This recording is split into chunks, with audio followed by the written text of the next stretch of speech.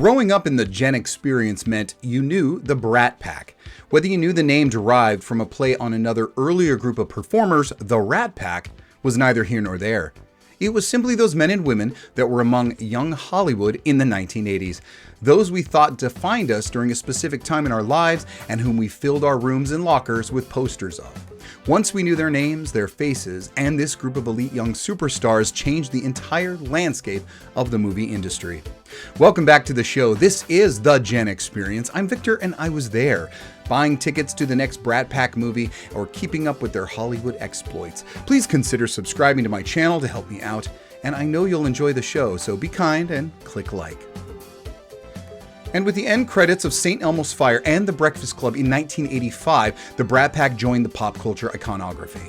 Their movies released in the 80s were directly targeting to us Gen Xers coming of age, and at least half of these films guided us through those awkward phases of life and perhaps were catalysts to our own end of innocence.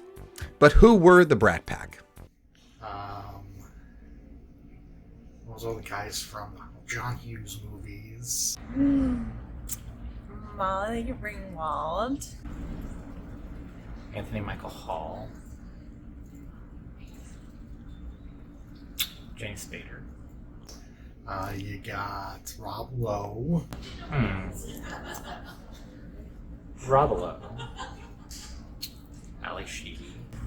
John Cusack, Ali Sheedy, I think, is one. Emilio Estevez. Molly Ringwald. Judd Nelson. Anthony Michael Hall. I can't name the others. Emilio Estevez is another.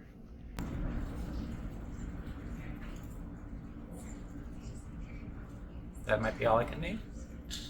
I think that's all that I know of right now. There's a bunch of others, but that's it. Who? Well, there seems to be a little confusion, or at least a difference of opinion. Even the late great teen movie mogul John Hughes probably wouldn't put his official stamp of approval on any list of who exactly was included.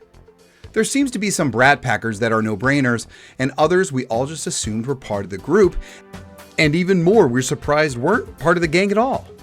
The Brat Pack is a nickname and is defined to a group of young actors who frequently appeared together in teen-oriented coming-of-age films in the era. First mentioned in 1985 New York Magazine article, it is now usually defined as the cast members of two specific films released that year, The Breakfast Club and St. Elmo's Fire.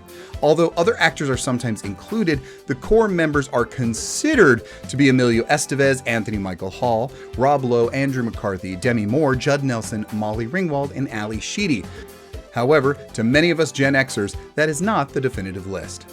We didn't need any certified list of actors or celebrities to know who were members.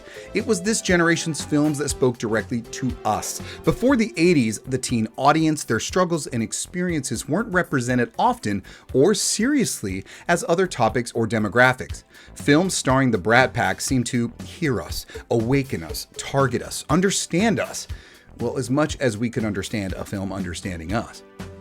We rewarded them by watching their movies, rewatching them on cable channels like HBO, and then even renting them on VHS, making them loads of cash and turning them into our youthful idols, catapulting them to instant fame.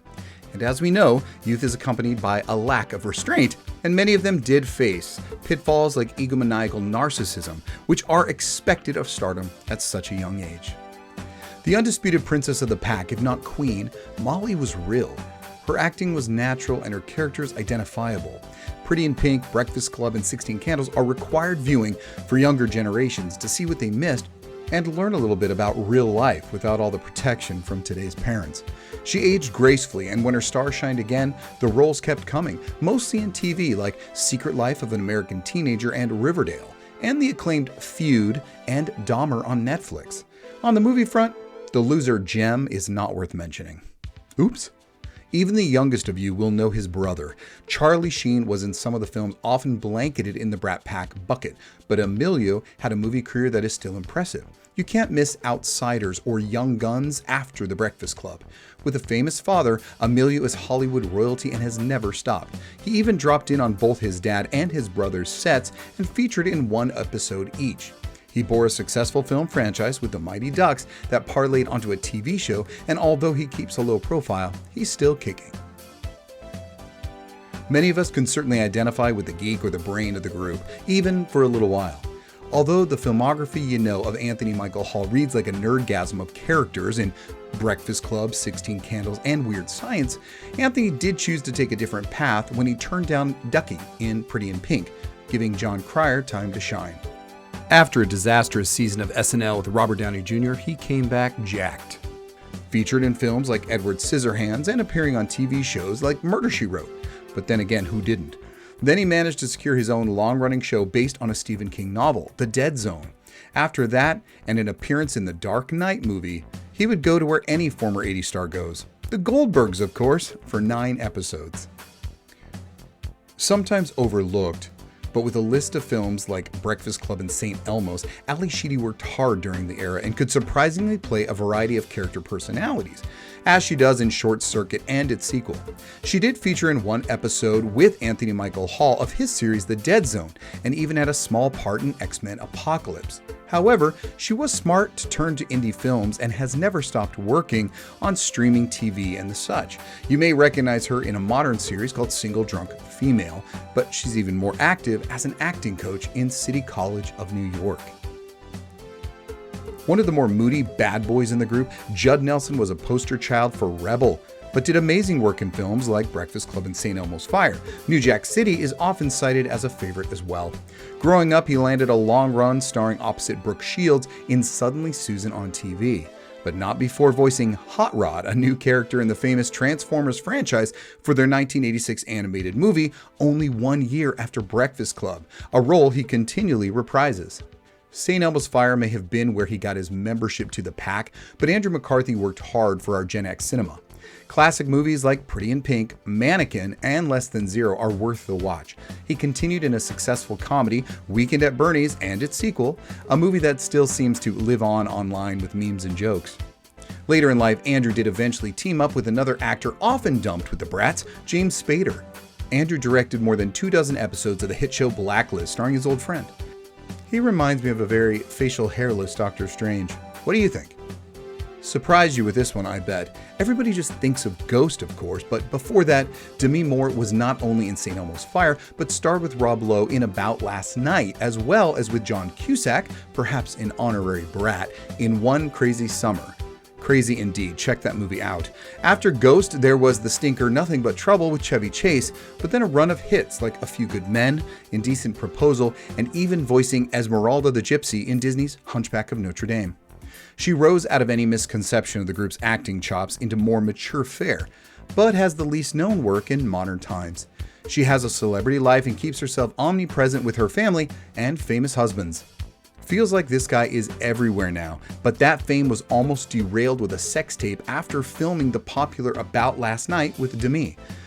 Back when those kind of indiscretions could ruin you and land you in the B-grade video bin at Blockbuster, Rob Lowe took some guff and a little time off. He returned slowly but surely in roles like Wayne's World and even Austin Powers. However, it was his 85-episode stint on West Wing that garnered him newfound fame and even allowed him other successful TV shows, like Brothers and Sisters with Sally Field and even Parks and Recreation, both with very long runs. He voiced Disney's Simba in a cartoon series, as well as an homage to the 80s with the adult cartoon Moonbeam City, but now works on his current role, 911 Lone Star. Just goes to show you that biding your time really can work. You know, it's worth mentioning that all these guys are still above ground. When we think of so many other young Hollywood stars at the time, like Kiefer and Julia, John, and of course Kevin Bacon, we simply slap the same title on them, and the whole idea just got convoluted. Whether official or not, most of the new young Hollywood was lumped in the same core group because they starred alongside one of those named members of the Brat Pack in films also referred to as coming-of-age stories. And as was often the case, when no original core members starred in a film at all, but their contemporaries shine in similar fare, we also branded them Brat Packers, whether they liked it or not. the same original article to name the actors of the 2 original 1985 films also states that the first Brat Pack film was 1981's Taps with Tom Cruise, Timothy Bottoms, and Sean Penn.